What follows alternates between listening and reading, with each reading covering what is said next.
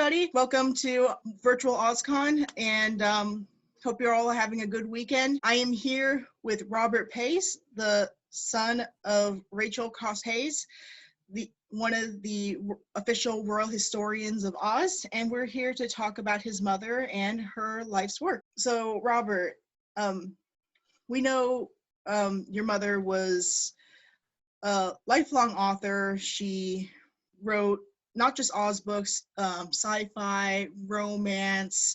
I mean, she was pretty well known, particularly. And I mean, it's actually kind of interesting. When I was looking into her a bit more, the Oz books are kind of different than what she's written otherwise. Yeah. Compared and yet, the Oz book is how she got started in writing. That was her very first novel, the very first novel published. And then after that, she was just, she was off to the races. Okay, yeah, because I was going to say, because compared to, she wrote for Playboy Publishing for her romance, which is a big publisher, and her sci-fi is quite well known. Yes. I remember you talking a couple of years ago at the convention about knowing some big names in the sci-fi world. So I just thought it was interesting. Why Oz books? I mean, what was her appeal to the land of Oz? As I understand it, she grew up reading the Oz books. That was something that she started doing at a young age and liked them. And then at some point, she got the itch to be a writer. And at the time, she was working for a pharma company called Letterly. And she was basically a research tech, and she did a lot of work with white lab rats. So somehow she connected the two together and said, okay, I'm going to make the story about a kid who gets sucked off to Oz, when this super duper kite he builds kind of gets caught in a windstorm and, blows him across the border into the wonderful world of Oz. And he had a pet white rat that came with him. And once he was in Oz, all of a sudden the rat was 6 foot tall and basically talking like a 50s beatnik.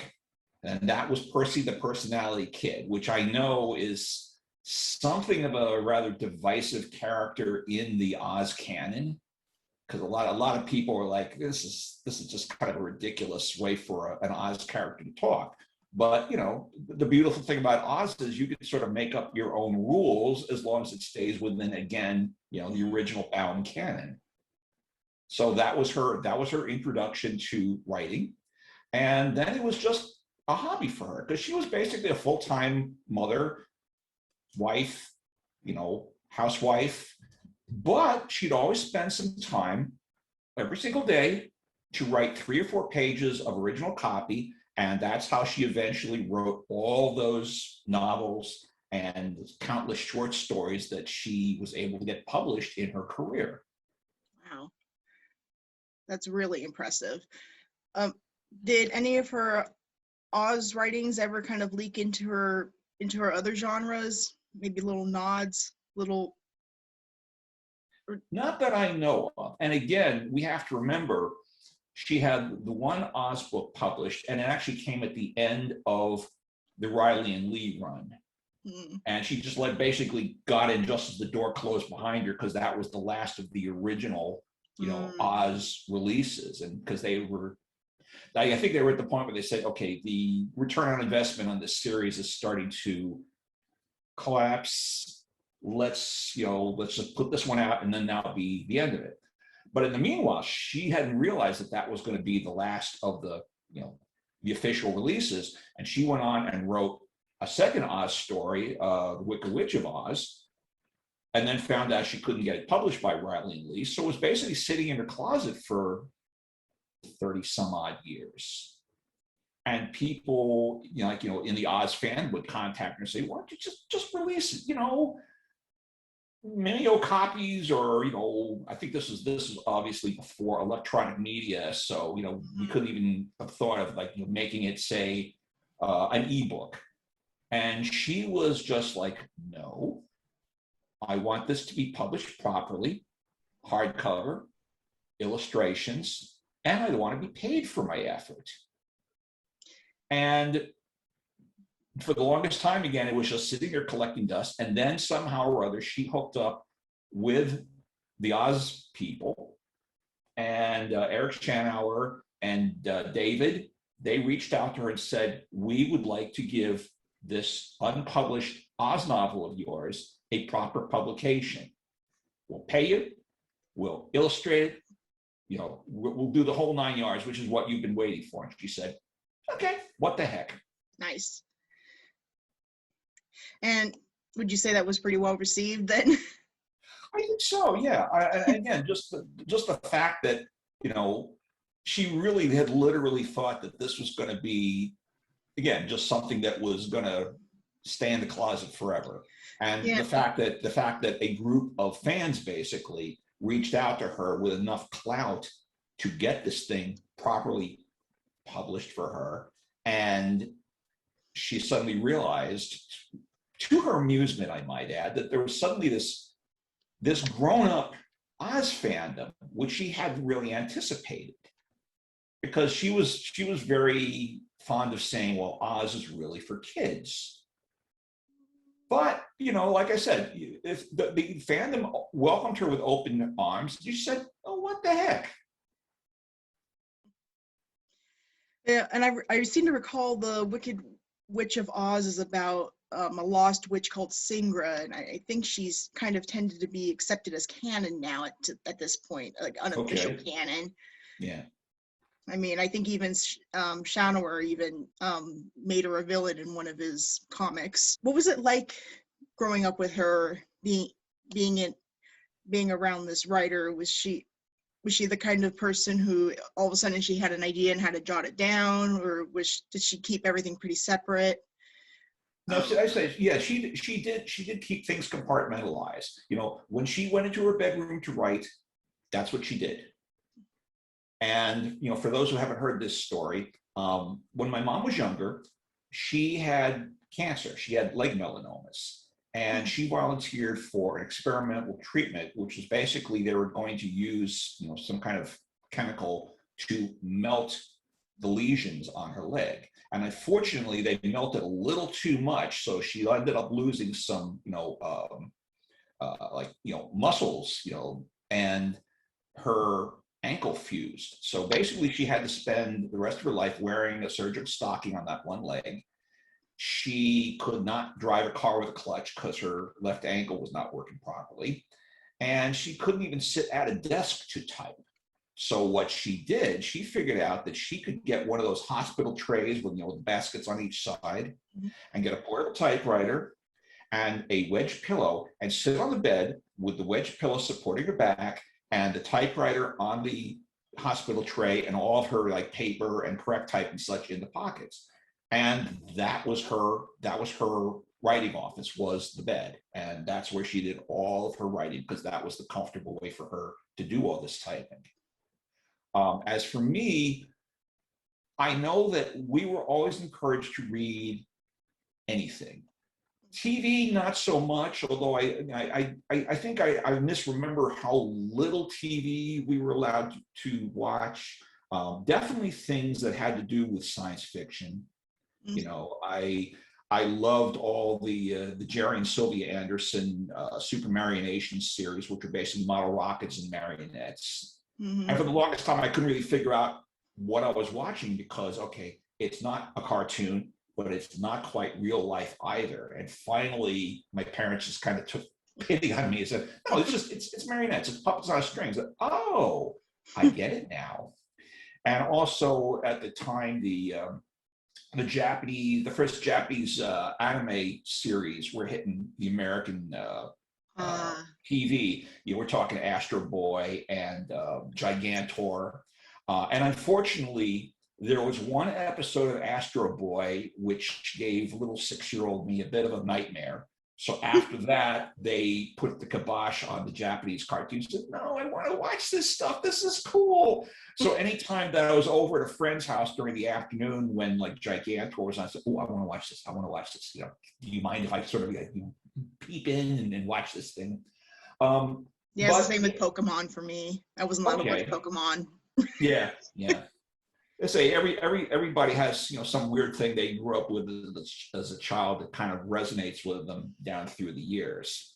And like for instance, getting onto Facebook and suddenly discovering there's this big Super Mario Nation fandom of people like me who grew up with this stuff and then can now go back and start investigating it, getting the the VHS tapes or then the DVDs and the Blu-rays and all the merchandise, because that was a big thing with them was merchandising this stuff. So they were very much interested in getting the American audience. They were an English company, but they customized the product to American TV viewing. There's always the main character, the hero of each series was an American. They had English characters and other characters throughout the show, but it's always look to the USA. That's your primary market. What about going on Facebook, going online? Is there still an international fan base for your mother's work, like Oz or otherwise? I would assume so, and I'm going to be very honest with you. My involvement with the Oz stuff was pretty much listening to the stories when I was, young. So as I got older and started discovering, my own literary tastes, which again were primarily science fiction, some of the Lovecraft horror stuff, which was just coming into paperback at that time, and it was really fascinating because here's somebody that basically, all the way back before, say, the Roaring Twenties, he created this entire mythology that people then, hooked onto, kind of like with the Oz books, and they take some of these characters and concepts that Lovecraft had come up with and then spun their own takes on it. But I was trying to grab my Necronomicon. I couldn't find it. Honestly, the only time in decades I've actually read any bit of Oz was, I think it was like last year or the year before, when Dana was doing the project where one person in the OzCon group would read a chapter of the original Wizard of Oz. She said, "Would you like to be part of that?" And I said, "Yes." And unfortunately, I realized it meant that I actually had to go out and get a damn copy of the Wizard of Oz because all of my Oz stuff is in storage at my sister's house in Pittsburgh. So I didn't have any of that stuff. So I thought, all right, Amazon, do your thing. But that was a fun thing to contribute to for sure. Yeah, I contributed to that too. I remember I played a guard at Glenda's Palace. Okay. I had like 2 lines. Yeah. What about her colleagues, contemporaries in the sci-fi and romance communities? Did the fact that her being an Oz author affect her reputation in either of those communities? I don't think so. I mean, if there was any effect, I wasn't aware of it.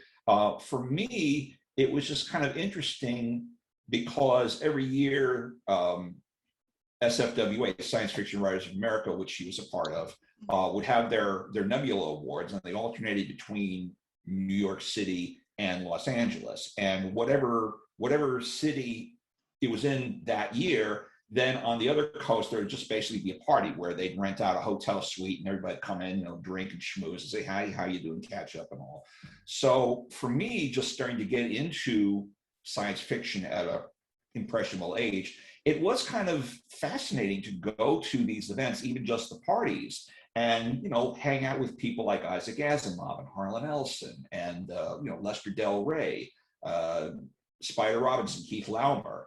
And these were people whose science fiction I was reading on a regular basis. So it was kind of neat seeing the people behind the words. Did you ever meet Jose Farmer? I don't think so. And I was generally the person didn't necessarily run up to people and try to schmooze with them. Because again, I was essentially young teen at that point. But it was still just interesting to be in the same room with some of these people whose written work I was, gobbling down at a rapid rate. Oh, I would have been nerding out. I mean. Yeah. Well, I found out that just in general, I'm not the sort of person who will run up to like a random celebrity I see on the street. And it's cool to see them. And for me, the celebrities are not necessarily like the Tom Cruises of the world. Or it could just be somebody who I've seen a lot of on TV because they're like, one of these, hey, it's that guy character actors. And like every week they're in a different show. And I mean, that was more really prevalent in the 70s with a lot of the mainstream, major network, TV mystery shows and adventures and such. So, I could say, hey, I was walking down Broadway in New York and I saw Fritz Weaver walk by. And 99.9% of the people I would tell that to says, who the hell's Fritz Weaver? And other people say, oh yeah, he's one of those, hey, it's that guy actors. So, and again, these are the people that I'm, as a fan, I'll see your person 2 or 3 shows like, oh, there's Michael Ironside, or there's Dean Winter, and I just had an instance of that just recently because the second season of the show Batwoman, one of the guest stars is actually a real life friend of mine, and she was playing the girlfriend of the new Batwoman in this series.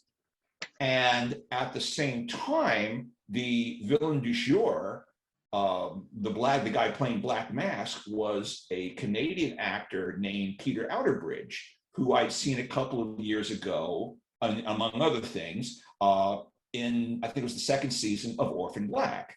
So it's like, oh, okay, this guy's good. And now to see somebody that I actually know actually working with them on screen was very cool. Let's see, you said she was you said she originally started as a research biologist, but you said she was mainly a housewife growing up. Because when she wrote Wicked Witch of Oz, she was still single. So that's why I was published as, Rachel Cosgrove. Okay. And do you see any of her experience as a biologist in her Oz books, or just, obviously probably her sci-fi?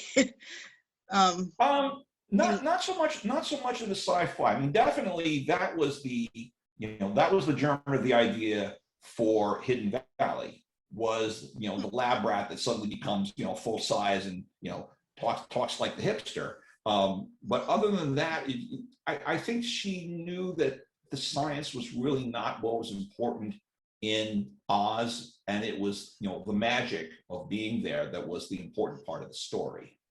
So this was just her hook to get into Oz. Okay.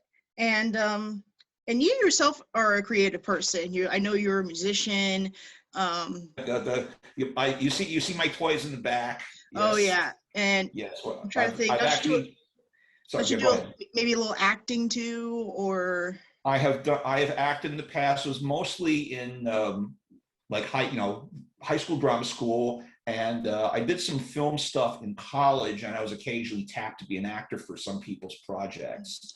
And I was actually looking to get into more acting just the beginning of the pandemic. A friend of my roommates is a theatrical producer, works locally and such, and we had talked about, maybe doing something, and then unfortunately that just sort of, fizzled out.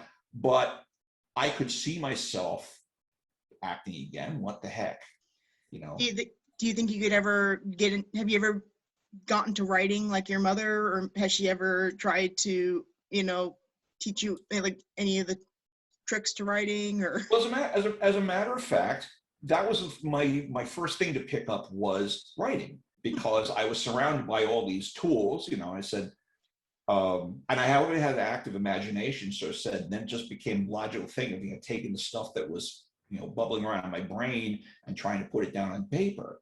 And when I was 15, that summer, my mother told my sister and I, okay, I'm going to give you these secondhand typewriters, and I've got this book on how to teach yourself typing.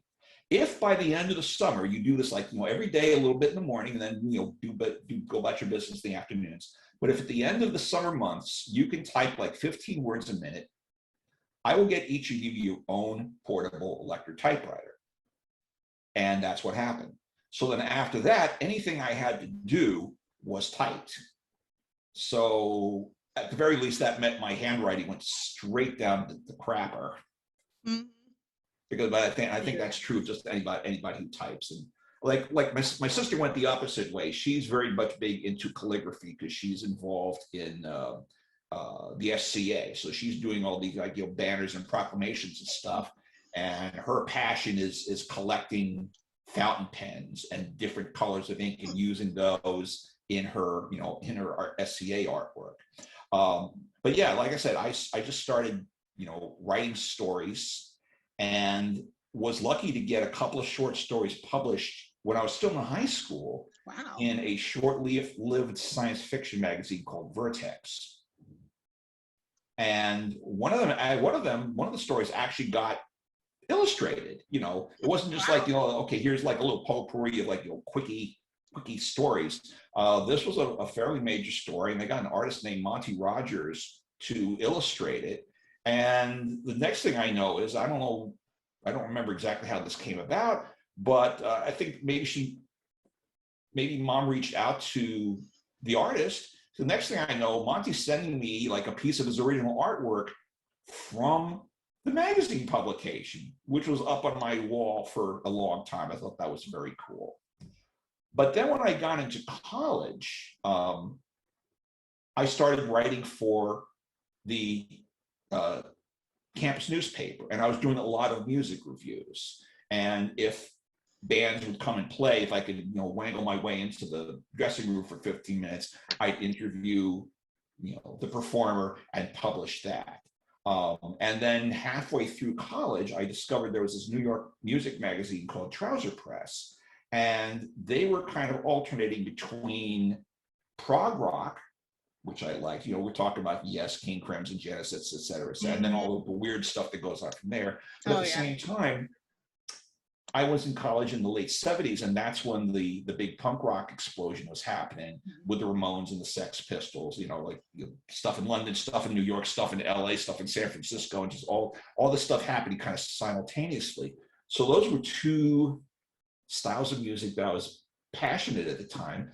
And I discovered this magazine called Trouser Press, which seemed to be covering both ends of that spectrum, and sent in some spec reviews. And they published one that says, would you like to write for us on a regular basis? And I'm like, yes, please. So over the course of several years, I wrote a lot of reviews, worked on 2 columns, one for punk rock and one for the prog rock, a lot of interviews. And again, it's mostly the prog people that I was interested in, and that kept me entertained for a while. But then eventually, I realized I was starting to lose interest in it because I realized I was like writing the same stuff over and over again about the different acts. So I just said I think I need to walk away from this, find my smile again, as it were. Then I want to say, beginning of the 21st century, I got into photography, which had been Dad's hobby. And he was just happy to shoot stuff and share it. He wasn't really interested in marketing himself. Mm-hmm. I mean, he sold one picture his entire career, and that was a picture of Robert Heinlein getting a special Grandmaster's Nebula Award. And somehow or other, the Compton's Encyclopedia people heard about this and said, listen, we're going to put out one of our annuals, which is different stuff to augment the regular encyclopedia run. And Mr. Heinlein is going to be doing a piece about how important it is to be a blood donor, particularly for people with the rare blood types, which he was one of. And we want to use your picture as the biopic for him. We'll pay you, et cetera, et cetera. Okay, and he said fine. But like I said, after that, he just every now and then for Christmas, I'd buy a book on how to get into the business of taking pictures, and it didn't quite connect. He was just happy doing the stuff for himself.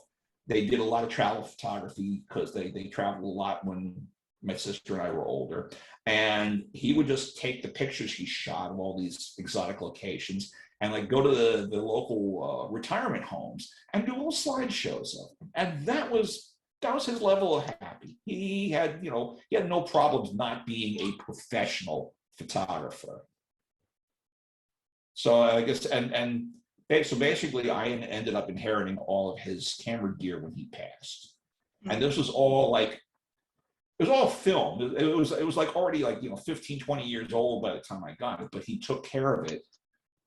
And I'd always liked the idea of photography, but the startup costs, especially back in the film days, were kind of prohibitive. So all of a sudden to have like this, literally a massive collection of gear. It wasn't just like, one body, one lens. He had like multiple camera bodies, multiple lenses, filters, flashes, the whole 9 yards. And then have this stuff just sort of land in my lap. I said, okay, let's see if we could do something with this. And as it turns out, at the time I'd gotten back into watching pro wrestling shows on TV. And then finding out that there were little local wrestling companies that would play in like high school gymnasiums and VFW halls and like, so that, what the heck? Let's bring the camera along, take pictures of the guys jumping off the top ropes. And it went from me being in the audience, with a long telephoto lens, to finding a couple of companies that would let me actually shoot at ringside, get and shoot through the ring so you can capture all the action. And then finding some other feds that would let me come backstage, with a backdrop and strobes and do like pose pictures of the wrestlers that they could use for their, publicity. And then some of the female wrestlers said, I'd like to get some like, glamour pinup type stuff that I could sell at my gimmicks table. I said, I think I can do that. So it was just kind of like it was like an organic process of, okay, this is what I need to do. What techniques do I need? What equipment do I need? And luckily, after about a year of the film, I just said, I have to switch over to digital because this is costing me an arm and a leg. Nobody's paying me because nobody, on the indie circuit is making crap.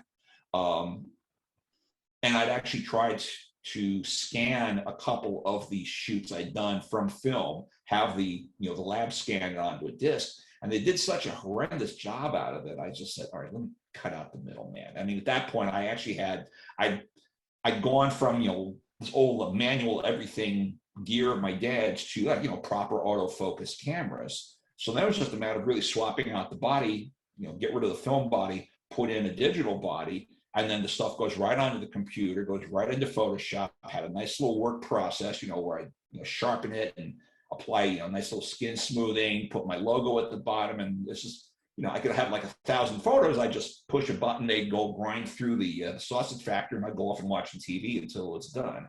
Based on all that, so you probably have a bit of each of their talents. Yeah, definitely the photography by the sound of it. I've always liked the idea of being the jack of all trades, because that way I can flip from thing to thing to thing as it suits my fancy. Like, you see all this stuff in the back. This was partially due to many, many years of trying to get back into playing rock music and live events. And I'd gotten together with a guitar player and songwriter who lives, one town over from me in Jersey City.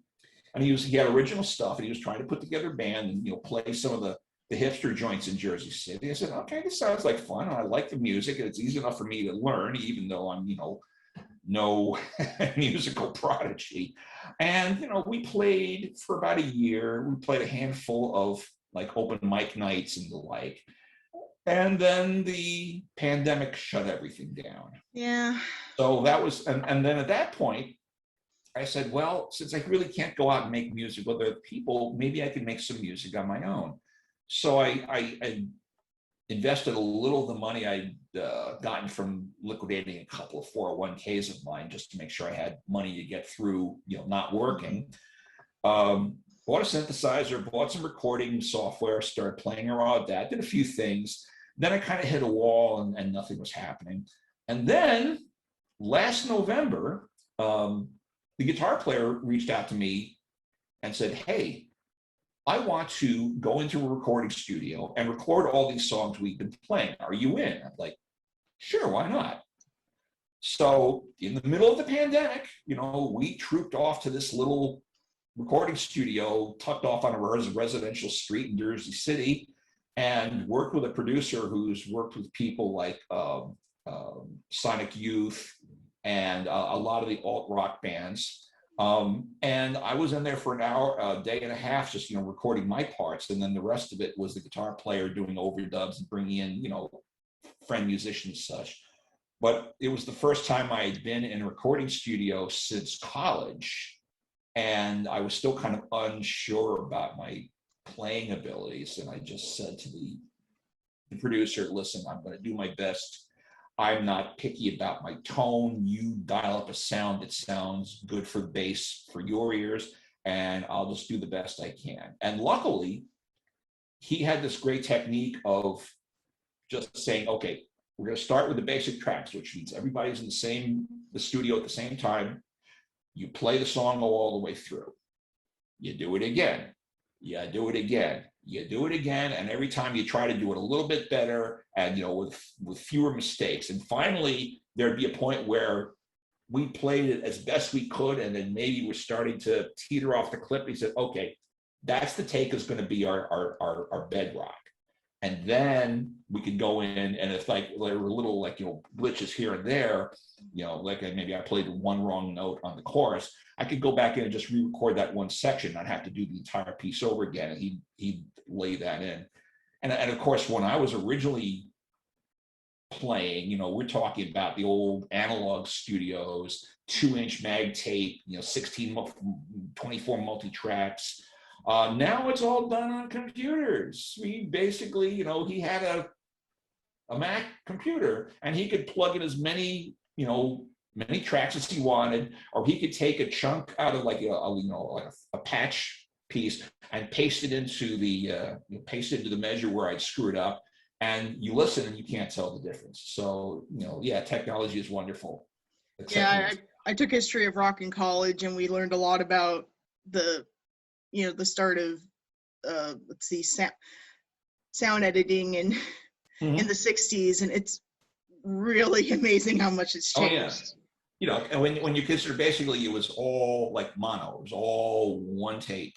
And then they started, stereo, and then they did the multi-track stuff where you could put, individual instruments and, mix them together. So, and we have to also remember that Sgt. Pepper was recorded on a 4-track recorder, but all the stuff they were doing, all the studio tricks and everything, and the genius of George Martin as their producer, and they came out with an album that basically changed the course of rock history. Oh yeah, you're preaching to the choir here. I know all about that. Oh yeah.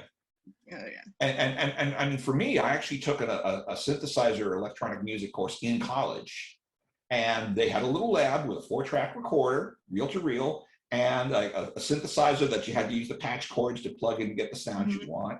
And I just kind of gravitated to it. I said, okay, I understand how this works. And at one point, I was in a band in college, and we had a female drummer. I had her come up to the campus with her drum kit, set it up. She recorded this drum loop, which I eventually, just made a loop of, and that was the rhythm bed to what was like my final project for the semester. That's pretty cool. Yeah, I thought so at the time. Like I said, it was fun to go back, 40 years on, seeing how the technology has advanced. I mean, like I said, there was still a lot of old school effects and things in the studio, but everything was going into the computer, and that made the workload a lot easier, and there was like no loss where we were recording, re-recording, erasing. There's the classic story of when Queen was recording Bohemian Rhapsody. They re-recorded and bounced tracks back and forth on these like 2-inch mag tapes. And by the time they were done with all this, the tapes had literally been over the recording head so many times you could see through them. They were literally wearing off the metal oxide of the tape from the constant reuse. And you just think now about, how people are going back to these 30, 40, 50-year-old audio tapes and all these techniques they have to do to make sure that they can rescue the original tracks, digitize them, and put them out again before the tapes just completely disintegrate. Yeah. I mean, I just love I love the old tricks. I remember learning about how they how they did the trick for "Won't Get Fooled Again" by the Who, the piano part, how that keyboard part, yeah, the keyboard, how it's like they played it slowed down and then they just speed it up. Oh, okay. That I didn't know. What I thought was that it was a synthesizer, because at the time Pete Townsend was starting to get into doing synthesized stuff on the albums. But apparently no, it was just like a Hammond organ with like a tremolo control, so it kind of went up and down. And it was volume based, not but it sounded like a synth oscillating, and that was the sound that made that song what it was. Mm-hmm. Yeah, but I don't know. All those old tricks and everything is just so impressive. And then I hear auto tune, and it's like whatever. Yeah. It's not really impressive, to be honest, because I know the actual work that went into 60s and 70s music. Let's see. We know she passed in the 90s, correct? Yes, because I was still married at the time. And if she were still alive today, what do you think she would say about what do you miss most about her? I miss her honesty. She never sugarcoated stuff. She would tell us the truth. If my sister would come in, and she was the one who would always do this. I would never do this. Come into the kitchen and say, "Mom, what's a bastard?" And she would explain exactly what the word meant. Not saying, "Oh, that's a terrible word, you can't use that." She said, "This is what the word means. It's not considered a nice word, but this is its meaning." So, and the fact that as far as written material in the household went, really nothing was off limits. I remember reading Harlan Ellison's now classic short story, A Boy and His Dog, and there were a lot of F-bombs in it. And at that time, I literally did not even know what the F word really meant, other than that it was a dirty word. But there was just a hell of a lot of them. And that was kind of, a big introduction to, grown up thoughts and grown up topics for me. But, they would always tell you the truth. They were, if you were doing something wrong, they'd explain why. Like I say, if you had questions about just about anything, they try to answer them the best they could. Was that candor apparent in her books too? Again, not having read most of Mom's stuff in decades, I can't really say for sure. I don't know. She wrote, what she thought would sell, what she thought she could write well, and the fact that this went from, Oz books to science fiction to basically, lightweight sex novels for Playboy magazine. And let's not, let's not mince words there. That's exactly what they were for. Yeah. They were not just body rippers, they were everything rippers. Well, if you're writing romance for Playboy, that's kind of implied. Yeah, kind of implied, yeah. But she liked the money. She was not ashamed of those books. There was one year she made more money writing these novels for Playboy Press than Dad did working as a senior tech at IBM. And that didn't bother him either. That's nice. Yeah. And then there were years when she didn't sell anything and had to basically, declare a loss on her income tax. Oof. So it wasn't a consistent thing. She wrote consistently, whether she sold consistently really depended on, what the market was at the time, what editors she was dealing with. But that was her thing. That's what kept her intellectually stimulated was the writing, and knowing that she could do that every single day, and she had the discipline to, finish something that she started writing, and then sending it out and see if it got any nibbles from the publishers. Let's see, given that she passed away in the 90s, I was just the first decade of my life. Okay. You make me wish I had met her. Yeah. So I'm kind of bummed that I didn't get a chance. It's really nice talking to you about her. And I really hope once the pandemic is over, maybe, hopefully, fingers crossed, we get to talk about her more at future OzCons. Yeah, that's always a possibility. Anyway, it was nice talking to you, and Likewise. And I hope to see you again after the pandemic is over. Okay. And to those of you who are listening, stay tuned for more interviews and for more content as the weekend goes on.